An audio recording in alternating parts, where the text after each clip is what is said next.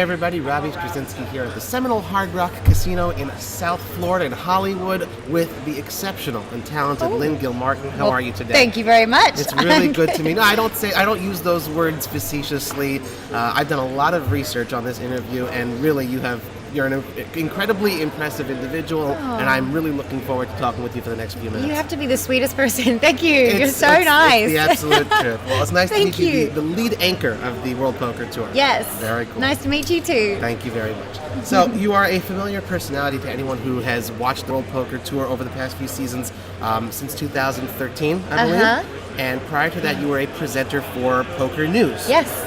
How did you get into poker in the first place? I kind of fell into it, accidentally, sort of, I guess. Marketing is my background, and I worked at the casino in Melbourne. In marketing. Crown. Yes. Okay, yeah. Yeah, and so I worked in marketing in table games in general, and then a position came up in the poker department, which looked like it was so much more fun, you know, because I had all the fun events, and it was a bit more of like, rather than a gaming product, it was more of a sports product that we would be marketing. So I was like, I'll take that job. And you knew nothing about poker? I knew nothing. Like, just, you didn't know two pair beats a pair, nothing? I had never played at a table. I knew nothing, but, you know, I knew about how to make brochures and flyers, and it looked like it was so much more fun, so I wanted to be over in that department. So that's how I started, and I sort of then started my journey in the poker world that way. And did you want, like, you knew already then, okay, I want to present, I want to be on camera, that sort of thing? I always wanted to perform in some way. Ever since I was a child, I was always like on stage, acting, dancing, and it was always a dream to do something like that in entertainment. But then I quit that dream and went towards the corporate career. So it was always something I wanted to do. But no, when I was working there, that wasn't ever a direction I thought I was going to go. But my boss wanted to start a YouTube channel, and that's how it just happened so randomly. Like one day I get a call from the poker room. The guys downstairs are like, Winnie, come down here. We want you to interview someone. I'm like, what? Out of the blue. With no preparation or anything? No preparation. Wow, you just fake it until you make it. And you've made it. Well, you know, poker pros, you know, all these people sitting behind us at the Tournament of Champions for the World Poker Tour, they often have coaches, they have mentors, people who have trained them to get to where they are today. Is there anyone in your career, looking back, who has sort of trained you to become sort of, you know, the on-camera personality that you've become? Oh, that's a great question. We tried. Yeah. You know, I wouldn't say there's a standout one person that I've kind of like looked up to or who has mentored me, I guess, but over in terms of like the on-camera stuff, all of that I've kind of had to learn along the way. Really? I really sort of dove into the deep end. Wow. I really did. My first job as a reporter at Poker News, I was just a fish out of water. A lot of tears were shed. I was terrified. I had no idea what I was doing. But just, over the years, just learning, watching other people and understanding like all the other girls that I worked with. You know, I worked with Sarah Herring and Christy Arnett for many years at Poker News, and I learned so much from them, and we had such a good time. And I think it's more of a general observation of the industry and others, and learning from everyone that I meet. I think we can all learn something from someone. Absolutely. From everyone. Very cool. Well, let's shift away from poker. We learned quite a bit about you away from your poker pursuits. I visited lynnGilmartin.com, and there is a plethora of information about you. You engage in a number of extracurricular activities. For instance, you are let me get this right, a holistic well-being coach. Yes. What does that mean? What do you do? What does a holistic well-being coach do? I haven't been working as a coach really at all, except for like myself and my boyfriend. Okay. But I studied nutrition online, and the course, it was great because it's online, so it's perfect for the lifestyle that we have, right? Traveling around. And it sort of was teaching all about different ways of looking at food and living your life and a lifestyle. So holistic well-being is I thought I was signing up for a nutrition course to learn about foods because I was really interested in that, but actually it ended up being a whole holistic view of looking at your well-being, and it doesn't just end at food. You know, your lifestyle, your relationships, your work-life balance, your mentality about things, all sort of encapsulates your health. Right. And when you say coach, you have like private people, individuals. I don't. I was thinking of maybe doing that, but or at least just with my blog. You know, I was writing and Yeah, I was going to maybe go down that path, but I haven't. Yet, perhaps yet. Yeah. Who knows what might happen? Yeah. Well, there is something which is blaring. I guess it's sort of like the motto, the credo that you have, and it's all over your site. It's 3 simple principles: be well, travel often, and life is good. Yes. Right. So that's a really amazing mantra. What does Thank that you. mean to you, and how do you feel that people can apply it to their everyday lives? So it's kind of like I say, it's like my recipe to a healthy life, right? Mm-hmm. To your well-being, and it comes in these 3 parts. So be well is just about taking care of your body, like physically, working out and eating well. This is the vehicle that we are driven through our life with, right? Okay, and it's really, truly the only asset that we really have in life. And you only get one. You can't really change it, right? And when we die, this is the only asset That's that it. actually, is still with us, kind of. Sure. So you got to take care of your. So if you take care of your health, that's the be well portion. So that's just all about learning about foods that work for you and exercise and stuff. Travel often is. Traveling is such a priceless education. Like, I just feel like it's something that all of us should do. Constantly experiencing new things, and it doesn't necessarily mean going on overseas trips. I know that's not accessible to everyone. We're very lucky that we can be traveling for work. Sure. But even just experiencing new things and traveling within your community, trying a class that you've never tried, like a sound bath meditation or something that sounds so ridiculously foreign, but just trying new things, I think, really helps you open your mind and branch outside of this box of beliefs that we've kind of adopted throughout our childhood, really, that we learn. So it's a good way to kind of like break through just different ways of thinking, and when you have a more open mind, it's easier to then go into life's good, which is all about your mentality, like just the way that you look at everything in life. With positivity. Yeah, I mean, it's hard you can't always be positive. I mean, we're human and things happen, Sure. but Gut reactions and such. Yeah, we of course. do. But when you sort of train your brain to look at things in a little bit more of a positive light, it makes it a lot easier to handle things that might be a bit ugly that come your way. Very much resonates with me. 100%. I totally agree with that. Well, I mean, I'm a poker player. You're a poker player. We got a bunch of us, a bunch of poker players behind us. How does that mantra fit into the lifestyle of a poker player? Yeah, well, I mean, your body is connected to your mind. Poker is a mental game, and you need to take care of yourself physically.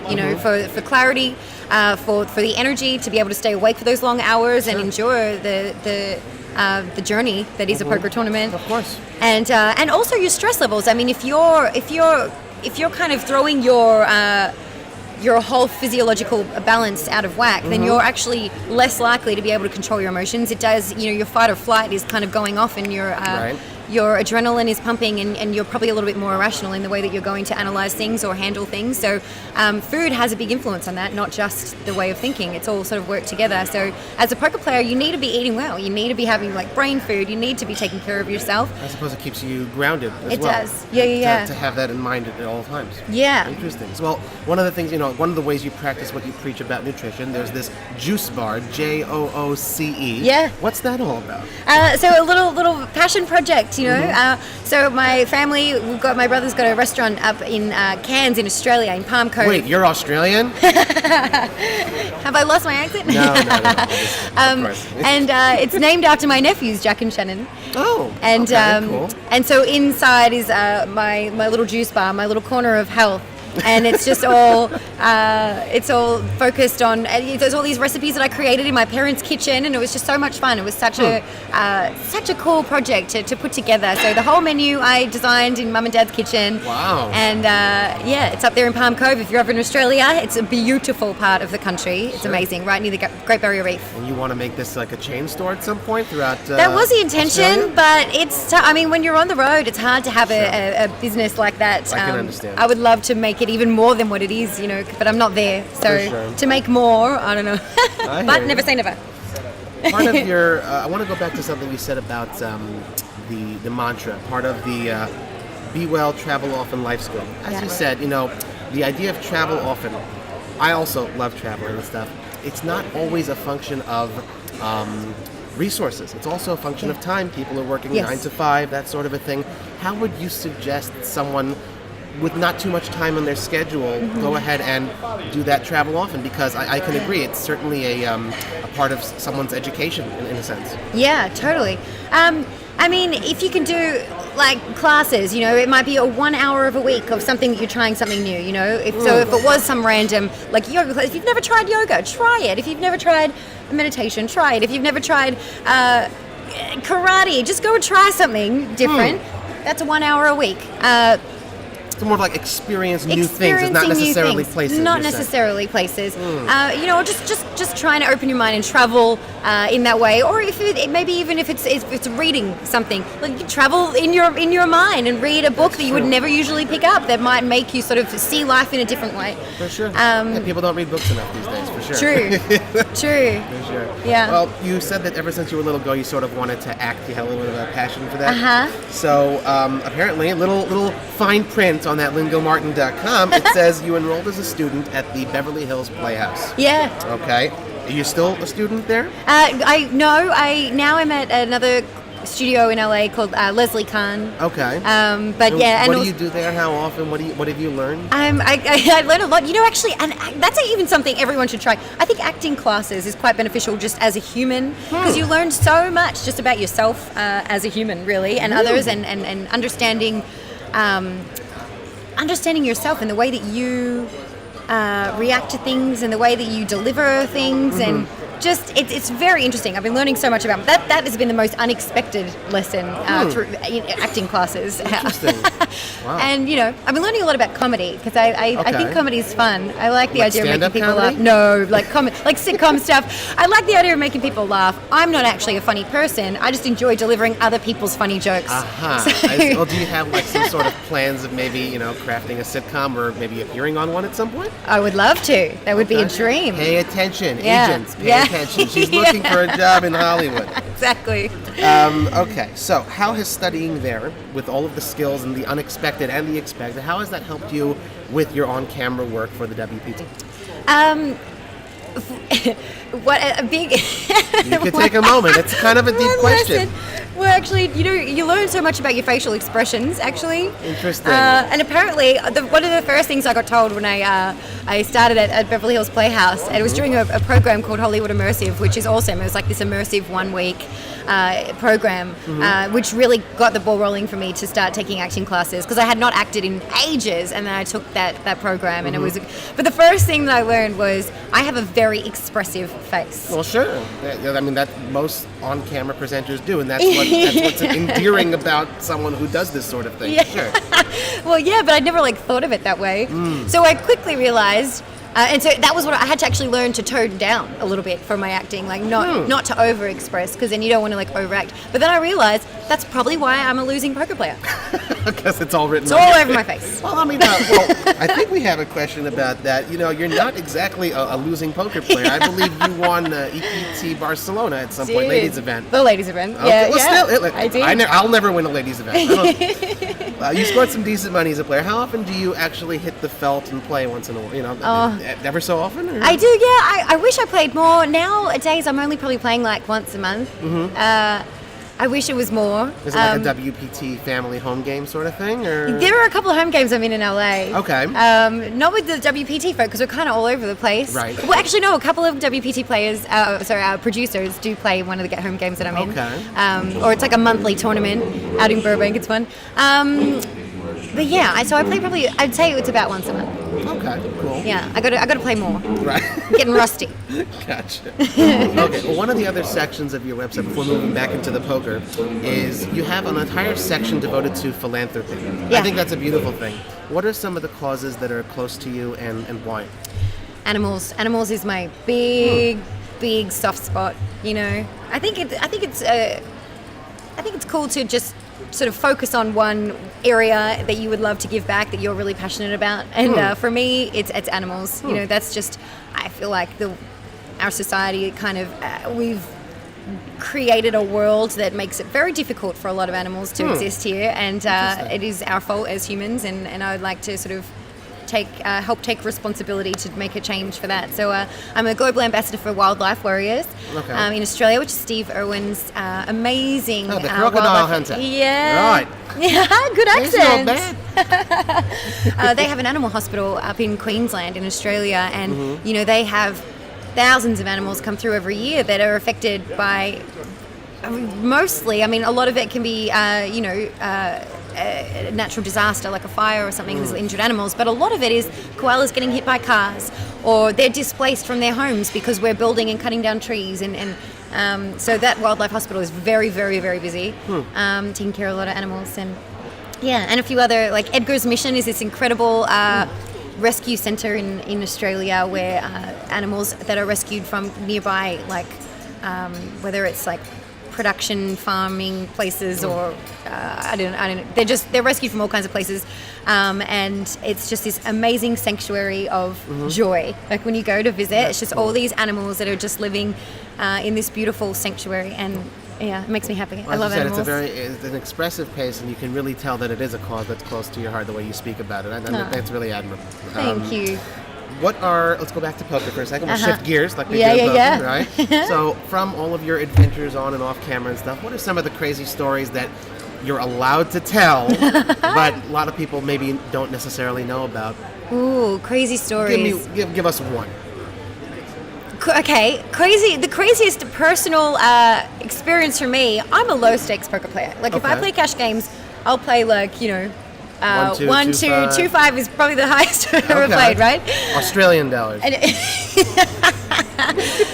but so we were at Alpha 8 St. Kitts, and it's a $100,000 buy-in tournament, and it was so much fun because it was this outdoor poker room. We had the backdrop was the Caribbean. There was a pool. All the guys are like shirtless and jumping in the pool in the ocean on the breaks. It was really fun.